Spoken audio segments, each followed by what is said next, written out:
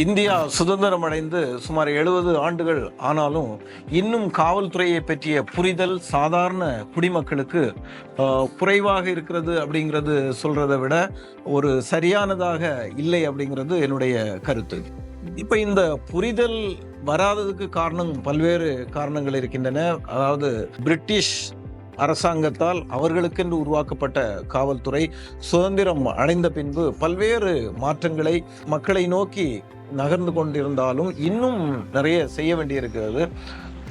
இது போன்ற பல்வேறு காரணங்கள் இருக்குன்னா இருந்தாலும் இன்னைக்கு இருக்கக்கூடிய சூழல்ல இந்த இடைவெளியை பொதுமக்களுக்கும் காவல்துறைக்கும் உள்ள இடைவெளியை எப்படி குறைப்பது என்ற ஒரு விவாதமும் அதன் தொடர்பான நடவடிக்கைகளும் தொடர்ந்து எடுக்கப்பட்டு வந்தாலும் ஒரு பிரச்சனை என்று வந்துவிட்டால் குடிமக்களுக்கு பிரச்சனையை காவல்துறையை அணுகி எப்படி உரிய சட்ட நடவடிக்கை எடுப்பது என்ற ஒரு விழிப்புணர்வு ஏற்படுத்துவதுதான் இந்த பதிவினுடைய நோக்கம். கடந்த காலங்களில் ஒரு சாதாரண நபருக்கு ஒரு பிரச்சனை என்றால் காவல் நிலையம் சென்றால்தான் அந்த பிரச்சனை பற்றிய ஒரு புகாரை அளிக்க முடியும். இன்னைக்கு இருக்கக்கூடிய தகவல் தொழில்நுட்ப வளர்ச்சியின் காரணமாக அது மட்டுமே காவல் நிலையங்களுக்கு சென்று புகார் கொடுப்பதுதான் ஒரே வழி என்ற அந்த நிலை மாறியுள்ளது. இன்னைக்கு ஃபோன் மூலமாகவும் தகவல் சொல்லலாம். 100 கால்ஸ் இருக்குது, 100 நம்பருக்கு அடிச்சிங்க அப்படின்னா தமிழ்நாடு அளவில் ஸ்டேட் போலீஸ் கண்ட்ரோல் ரூம் இருக்குது. அங்கே உங்களுடைய அந்த டெலிஃபோன் கால்ஸ் போய் சேர்ந்து அங்கேருந்து சம்பந்தப்பட்ட மாவட்டத்திற்கு உடனடியாக அந்த கால் சென்று அந்த மாவட்டத்தில் உள்ள கண்ட்ரோல் ரூம் மூலமாக எந்த பகுதியில் பிரச்சனையோ அந்த பகுதிக்கு ரோந்து வாகனங்களை அனுப்பக்கூடிய அளவிற்கு இன்னைக்கு போலீஸ் ரெஸ்பான்ஸ் சிஸ்டம் இம்ப்ரூவ் ஆகிருக்குது. இதில் இந்த பேட்ரோல் வெஹிக்கிள்லாம் ஜிபிஎஸ் பொருத்தப்பட்டிருக்கிறதுனால எந்த பகுதியிலேருந்து கால்ஸ் வந்துருக்குதோ அந்த இடத்துல அதுக்கு பக்கத்தில் இருக்கக்கூடிய ரோந்து வாகனத்தை உடனடியாக அங்கே போய் அந்த பிரச்சனையை தீர்ப்பதற்கு நடவடிக்கை எடுப்பதற்குரிய அளவிற்கு தொழில்நுட்பமும் போலீஸினுடைய ரெஸ்பான்ஸும் இன்னைக்கு வளர்ந்துருக்குது. ஸோ இது ஒரு பக்கம். இன்னொரு பக்கம் எழுத்துப்பூர்வமான புகார்களை கொடுப்பதற்கு காவல் நிலையம் சென்றுதான் கொடுக்க வேண்டும் என்ற நிலை இல்லை. நாம் இமெயிலில் புகார்கள் அனுப்பலாம்.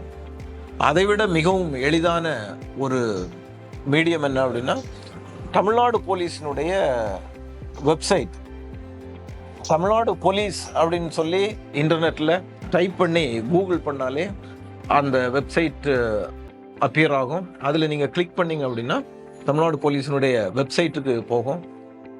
இதில் ஆன்லைன் கம்ப்ளைண்ட்ஸ் அப்படின்னு சொல்லி ஃபஸ்ட்டு தெரியக்கூடிய இந்த ஐக்கானை பார்த்தீங்க அப்படின்னா அதில் நீங்கள் கிளிக் பண்ணிங்க அப்படின்னா உங்களை இந்த மாதிரி ஒரு பேஜுக்கு எடுத்துகிட்டு போகும். அங்கே வந்து உங்களுடைய பெயர், ஃபோன் நம்பர் இந்த ரெண்டையும் பதிவு செஞ்சீங்க அப்படின்னா உங்களுடைய ஃபோன் நம்பருக்கு ஒரு ஓடிபி வரும், 1 டைம் பாஸ்வேர்டு. அந்த ஓடிபியை நீங்கள் இந்த இதுக்கு கொடுத்துருக்கக்கூடிய இந்த காலத்தில் பதிவு செஞ்சீங்க அப்படின்னா அடுத்த பேஜுக்கு கூப்பிட்டு போவோம்ல. அடுத்த பேஜில் வந்து அடுத்த பேஜ் இது மாதிரி இருக்கும். இதில் உங்களுக்கு டீட்டெயில்ஸ் ஆஃப் தி கம்ப்ளைனன்ட், அதாவது இதுக்கு முன்னாடி உங்களுக்கு ஃபோனுக்கு ஓடிபி வரும். நீங்கள் வந்து ஜென்யூனான ஆள் தானே அப்படிங்கிறத பார்க்குறதுக்காக ஓடிபி வரும். அந்த ஓடிபியை வந்து அந்த ஓடிபி இருக்கக்கூடிய இந்த ஸ்லாட்டில் பண்ணிங்கன்னா இந்த பேஜுக்கு கூப்பிட்டு போகும். இந்த பேஜில் வந்து பார்த்தீங்கன்னா நெய்ம் இருக்குது, அது ஏற்கனவே நீங்கள் கொடுத்துட்டீங்க, அது அப்பியர் ஆகும். அதிலே செலக்ட் டிஸ்ட்ரிக்ட் ஆர் சிட்டி இருக்குது.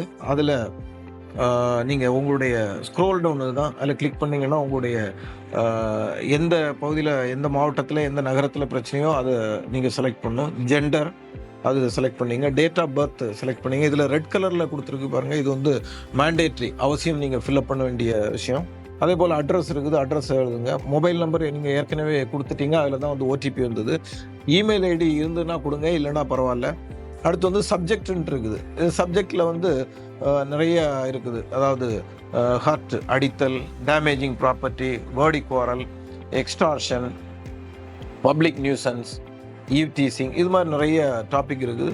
அதில் எந்த டாப்பிக்கில் உங்களுக்கு புகார் கொடுக்கணுமோ அந்த டாப்பிக்கை நீங்கள் ஸ்க்ரோல் டவுன் பாக்ஸில் செலக்ட் பண்ணி கிளிக் பண்ணணும். டேட் ஆஃப் அக்கரன்ஸ் இதுவும் வந்து சிவப்பு கலரில் கொடுத்துருக்குது. டேட் ஆஃப் அக்கரன்ஸ் வந்து கம்பல்சரியாக சொல்லணும். பிளேஸ் ஆஃப் அக்கரன்ஸ்ங்கிற எந்த இடத்துல இந்த சம்பவம் நடந்தது அப்படிங்கிறது. அப்புறம் டிஸ்கிரிப்ஷன் ஆஃப் கம்ப்ளைண்ட், என்ன புகாரினுடைய ஒரு சுருக்கமான ஒரு விவரத்தை நம்ம வந்து அதில் கொடுக்கணும். அதுக்கப்புறமா ஏதாவது டாக்குமெண்ட் அது தொடர்பாக அட்டாச் பண்ணணும் அப்படின்னா அதில் எஸ் கிளிக் பண்ணிங்கன்னா டாக்குமெண்ட் அட்டாச் பண்ணுறதுக்கு பதிவேற்றம் செய்யக்கூடிய இந்த பேஜ் ஓப்பன் ஆகும்.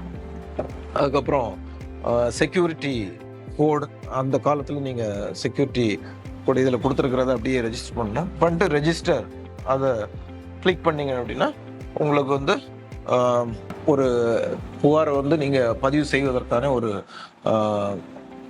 முழுமையான ஒரு ப்ராசஸ் வந்து உங்களுக்கு முடியும். இதில் இந்த தகவலை பதிவேற்றம் செய்வதற்காக நான் வந்து பல்வேறு வெப்சைட்டை பார்க்கும்போது ஒரு நிறைய அதில் தமிழில் இது பற்றிய தகவல்கள் இருக்கின்றன. கற்போம் கற்பிப்போம் தமிழ் அப்படிங்கிற ஒரு யூடியூப் சேனலில் இதை விளக்கமாக சொல்கிறாங்க.